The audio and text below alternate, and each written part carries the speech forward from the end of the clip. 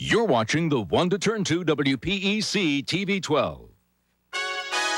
Now, from the 1 to Turn 2 for news, Liz Quirantes, Bob Nichols, and meteorologist Chris Farrell with your Doppler 12 weather forecast. Live, this is WPEC Eyewitness News at noon.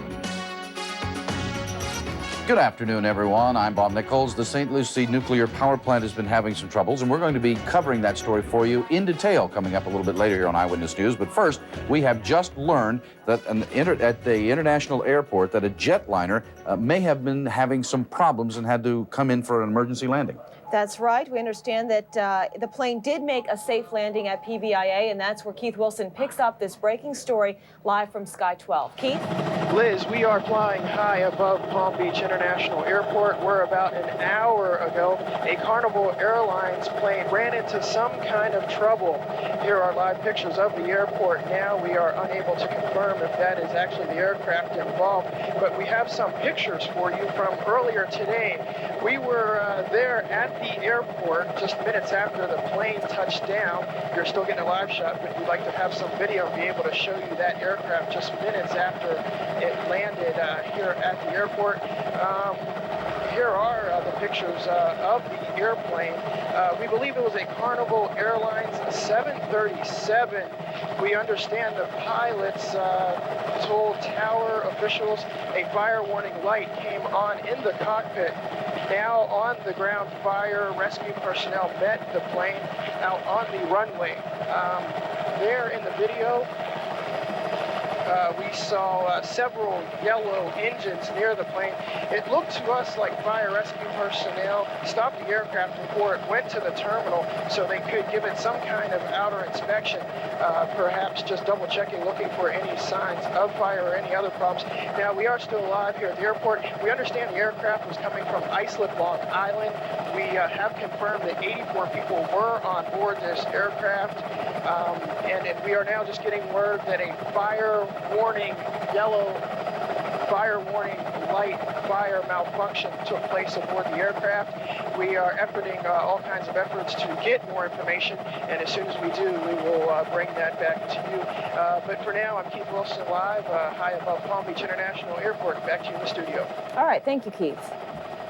Other news today, postal customers were running for cover this morning. A car slammed through the front of the Summit Main Post Office building in suburban West Palm Beach. The driver of the car, 68-year-old Olive O'Toole, was pulling into a parking space in front of the post office and accidentally hit the accelerator instead of the brake. Her car went right through a section of glass. Luckily, though, none of the patrons inside or the employees were hurt. There was a pretty big mess to clean up, though. It's a story Eyewitness News has been covering and investigating for months, and today, inspectors from the Nuclear Regulatory Commission are at the St. Lucie nuclear power plant. There have been several problems at the facility over the last year and a half, and the NRC wants to see firsthand if FPL is getting things back in order. Our Chuck Weber is live now from the scene, and he has an update. Chuck? Well, Liz, we expect a tour to get underway here very shortly. This morning, we've just had a meeting between Florida Power and Light officials and the Nuclear Regulatory Commission.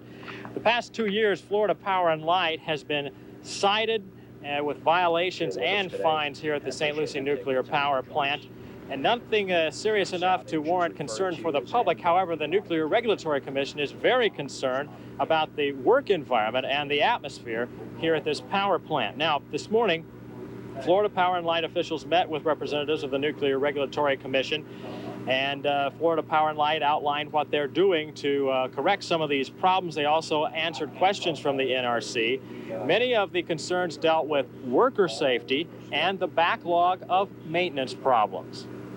I'm not declaring success by any means. We have work to do, and we are going to continue to drive these numbers down as far as the number of times that equipment forces the operators to maneuver this power plant.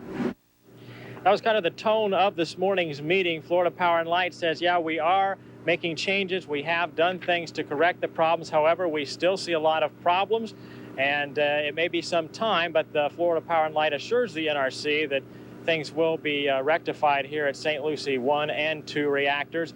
This plant used to be one of the tops in the nation, but things have slid seriously, and it is no longer considered one of the top running plants in the nation, nuclear plants in the nation, and Florida Power and Light says it's going to try and correct that. They've made some management changes.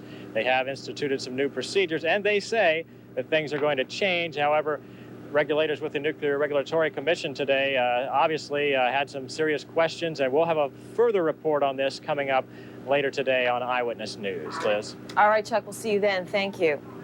Despite a court order, baby Romero has not been returned to his foster parents in suburban West Palm Beach. Yesterday, a judge ruled Romero Ramirez would be returned to the only parents he's known, Sylvia and Rick Melendez, but HRS was granted an emergency stay, allowing the Tampa couple who is willing to adopt Romero and his 3 siblings to keep the baby for now. The Melendez family is in court this afternoon. They want to adopt baby Romero.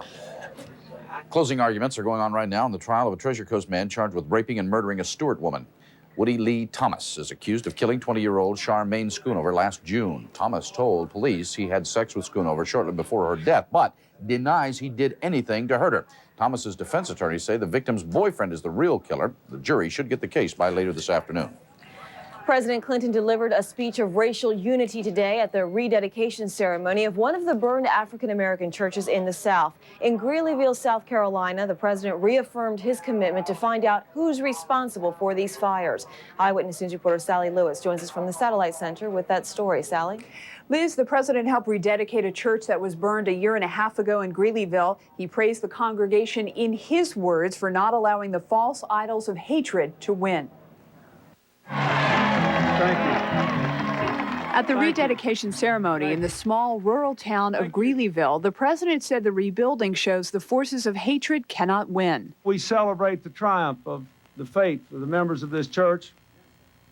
We celebrate those who have walked from the fire unharmed, girded by God's faith.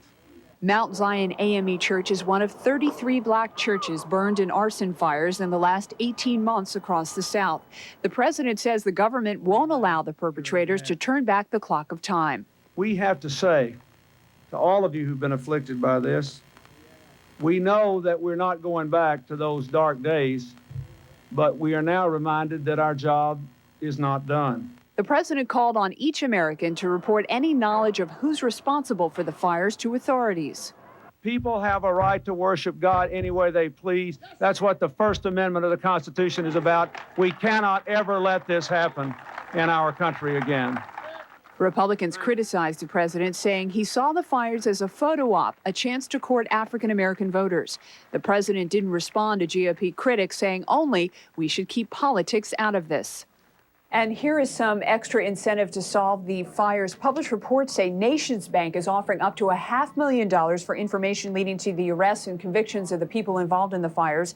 And also some of the southern states involved are forming a multi-state task force to pool information. Liz and Bob. All right, Sally, thank you. While he was on the way to South Carolina, the president had a very rough trip. His staff and reporters aboard Air Force One were bumped around quite a bit last night. The president was headed from Albuquerque to that meeting in Charleston, South Carolina, when the jet ran into some very heavy turbulence. Everything inside the plane was tossed around, but there was only one minor injury reported. A Secret Service agent was cut on the hand. The president was shaken up a bit, but he is okay. For now, nude pictures of adults on the internet will continue to be available for those who want them, including children. Citing the First Amendment, a panel of 3 judges has blocked a new law barring so-called indecent material on the internet, saying the worldwide computer network is protected by the First Amendment guarantee of free speech. The government has promised to appeal this decision, taking the case directly to the U.S. Supreme Court. The prospects look better for a peaceful end to the Freemen standoff in Montana. Progress has reportedly been made on a deal that could lead to the surrender tomorrow of those still holed up at the ranch. Yesterday, Edwin Clark, a leader of the group, was flown by the FBI to meet with a jailed comrade. Later, Clark carried a deal back to the anti-government group. It's going to take some very high-tech work to get a fire out at a New Jersey diesel fuel tank that's still burning today. 200 people around the fuel depot had to be evacuated. Firemen are waiting to use some chemicals that rob oxygen from the fire so that it goes out. Water has been useless on this big fire because every time the water gets there, it's so hot, it immediately turns to steam. There were 3 million gallons of diesel in the tank when the fire was sparked by lightning yesterday. Baseball's brass wants to oust Cincinnati Reds owner Marge Schott, and the Major League Baseball Executive Committee has given her until tomorrow to step down or face suspension. The baseball owners want Schott to give up day-to-day control of the Reds, or they may vote to suspend her for up to 2 years. Schott says, though, that she will fight the suspension in court if it's enforced by the executive committee. The Reds owner is under fire for her controversial opinions. The Senate has a new boss, Mississippi Republican Trent Lott. GOP senators pick Lott today to be majority leader. He succeeds Bob Dole, who resigned yesterday to campaign for president. Lott is said to be more aggressive and conservative than Dole. We have another breaking story to tell you about today. It appears that the final curtain may not have fallen at the Jupiter Theater after all. Our Alan Gerstel has been following some new developments concerning the troubled facility in Jupiter, and he's standing by now there to tell us what he's found out. Alan? Well, Bob, you know the saying, the opera's not over till the fat lady sings, and the fat lady may be warming up, but she hasn't hit that high C yet here at the Jupiter Theater. We understand there are some serious negotiations underway to try to save this theater. Now, the theater was built by Burt Reynolds in 1979, taken over by the current producer Richard Akins in 1989, but Burt Reynolds still owns this property, and he wanted $1.3 million to pay off the debt by last Friday, or otherwise he was going to take this property, perhaps sell it to a buyer, to someone who might tear down the theater and build an office building here. He extended the deadline. They raised about $100,000. They still need a lot more. They're not saying very much except that the negotiations are sensitive at this point, but there's a renewed spirit here. Volunteers here are showing a lot of optimism. The theater staff is saying that they're very hopeful something will be worked out. The cleanup here at the theater, that they were going to take things out of the stage, clear everything out of here so it would be an empty shell, that's been put on hold, and they expect to have a final announcement on Monday, and we will be here for that. Have you managed to talk to Richard at all about what's happening today, Alan? Richard's not saying very much, Bob. Pam Smith is saying that things are very, very touch and go now. They don't want to talk today. They may talk a little bit later or tomorrow. Of course, we're going to be here this afternoon. We hope to bring you more later. Okay, very good. Well, we'll keep our fingers crossed for them, see that everything goes all well. Everybody wants to save the theater, but so far nobody's been able to come up with all the money to help them out. Put your money where your mouth is, right? Coming up on Eyewitness News today, business leaders get a sneak peek of what the Brit Theater will be offering downtown West Palm Beach. And a window washer experiences some harrowing moments high above the ground. But first, here's our Bill Van Dusen. Hi, Bill. Well, hi and good afternoon. In the Doppler 12 Weather Center, we're taking a close-up look at the neighborhood around Stewart and Port Salerno, where it has just started some rain shower activity. We'll talk about all of it when we come back. Hi, I'm John Matthews. Hurricane season is here, and the best way for you to be safe is to be informed. Here's the answer to a frequently asked question. Question: how do I protect my window unit air conditioner? Answer: seal the exterior part with heavy gauge plastic sheeting and duct tape, but do not attempt to use the air conditioner once it is sealed. We all hope this is a quiet hurricane season, but if a storm threatens, the one to turn to is the Doppler 12 weather team.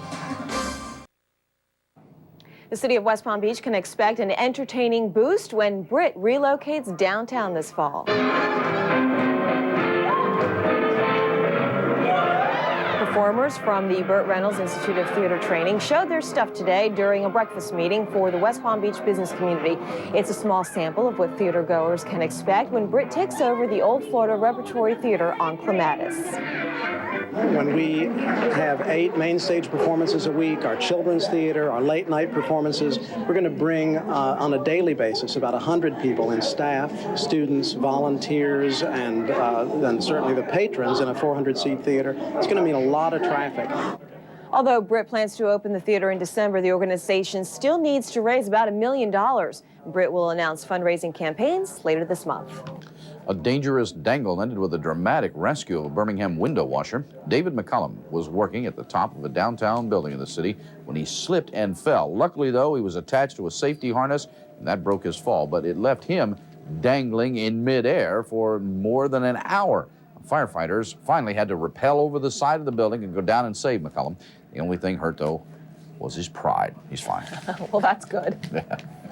Oh, Mr. Van Dusen, nice to see you. Hello. Chris has some very well-deserved time off, so Sure you got to put up with me for about 3 days. That's all right. Oh, Then we'll love get it. him back Just for next fine. Monday. That's just fine. But what we don't like putting up with is all this wet weather. Rain. I understand it rained a Actually- lot of time I was gone. Well, it did, but actually now we're starting to see some breaks in that long good. cloud flow that's been coming up from the southwest down west of Cuba and the Yucatan Peninsula. Starting to break up. That's why why we've got a little more sunshine out there today than we have had. But let's check out and see how our temperatures are doing. Look at this. Already 90 degrees at Vero, 89 at Okeechobee, Fort Pierce 88, and Port St. Lucie reporting 86 degrees. Humidity levels early this morning right up at 100%. As you can see, we're in the upper 50s and 60 percentiles, except the Science Museum, 81%, 79 degrees. Same temperature at Lake Worth, 86 degrees now in Boca, 83 Boynton. Pahokee reporting 85 degrees. We're going to push the upper 80s, and then you know what happens.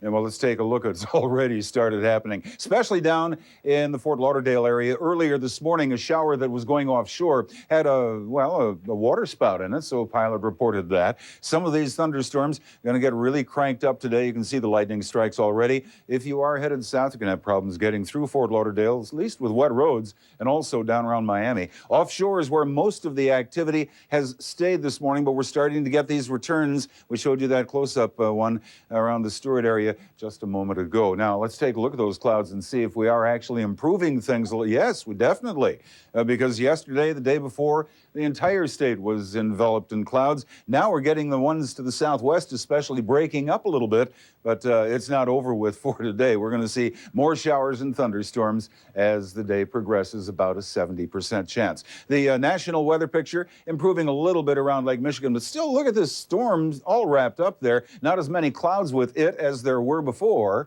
And then on the east slope of the Rockies, another system trying to make its impression felt by coming across the United States there. Here, the quick look at the tropics. Nothing much going on there. We're just watching clouds develop, go over the Lesser Antilles, a couple of tropical waves, but nothing organized at all. So let's check out the jet stream. It comes right down into the nation's midsection. By tomorrow, that'll slide just a little bit to the east. So it doesn't look like any major severe weather problems in the next 48 hours, but we will see thunderstorms along the cold front over Lake Michigan, a few thunderstorms in Texas, and some of these could pop pretty good, and Oklahoma, Arkansas. And then we'll have enough moisture and the instability still, and that high pressure will continue to feed us moisture. So we'll see a shower thunderstorm chance from Florida up through the Carolinas. Hot again, southwest into the hundreds.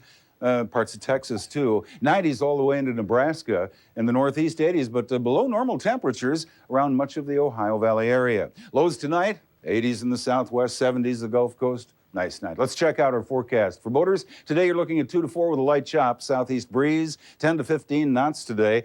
Maybe a moderate chop in the middle of the afternoon. We'll be at high tide at 12:30, 6:45 for we should be at low tide at 12:30, 6:45 for high tide, and sunset at 8:14. Forecast then for tonight, the showers, thunderstorms will diminish after a 70% chance today and a high of 88 degrees. That low tonight should get down to about 76 degrees, and of course, the shower chance diminished, and we'll just have some clouds tomorrow. Again, a high of 88. And a very good shower thunderstorm chance. Here's a look at the extended forecast for you. Going to stay warm all week long. Highs of 88 degrees at least. Inland areas will see it warmer, and 76 for the overnight lows. Shower, thunder shower chance every day. But as you can see, those clouds are starting to break up now, and our rain chance will be more the afternoon variety and not as much.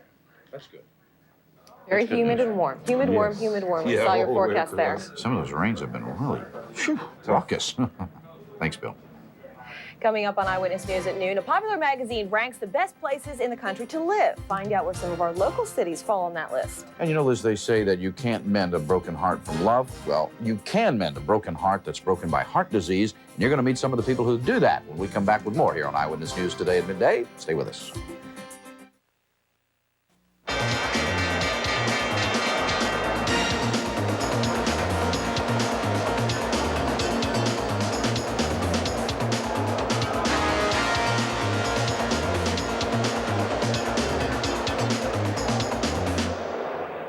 Money magazine ranks the best places to live in the country in its July issue. The cities are ranked for 1995. First place goes to Madison, Wisconsin, followed by Punta Gorda, Florida. Rochester, Minnesota is number 3. Fort Lauderdale is number 4. Fort Myers is number 6, and Gainesville is number 7. West Palm Beach is ranked number 25 on the list. Fort Pierce is number 29. And last on the list, Rockford, Illinois, number 300. The list is compiled by polling Money magazine readers to see what factors are most important to them. Among them, crime rate, clean water and air, many hospitals, good schools, and low property taxes. Bob? People in Rockford won't be too happy to hear about that, I'll tell you this. I want you to meet a couple of people today that are very special folks. They work in a program called Mended Hearts. Now, anyone who suffers from heart disease, if you have to have a heart operation or heart procedure of any kind, you're going to be meeting these folks. But they're here today to talk about a special program, which is a summer camp for children that suffer from heart disease. I'd like you to meet Gladys Halter on my left here, and over on the far right is Ronnie Feinberg. And this whole program is one that is a terrific one, and it's split between two hospitals, Delray Beach and JFK. Gladys, thanks for coming. Tell us a little bit about the program and how it works. Thank you for your time. As you've already said, we primarily exist to voluntarily visit patients, and it's a nationwide organization. But our particular chapter has decided to do charity work, and we send pediatric cardiac children between 8 and 16 to a rehabilitation camp in Lafayette, Louisiana. And this camp is not cheap to go to. It's pretty expensive. It's very expensive because it's professionally staffed with 4 nurses, an ambulance, emergency room on campus, and a pediatric cardiologist on call. Now, this year you're sending a couple of patients there, right, Ronnie? We're sending 6. 6 patients. 6 children to camp. We send more than any other chapter in the United States. That's really fabulous. So you've managed to raise all the money to pay all the expenses. Yep. I'm sure, though, there is always a need for more money, and you encourage people that would like to get involved. We love donations. Do you also need volunteers to help you in the program?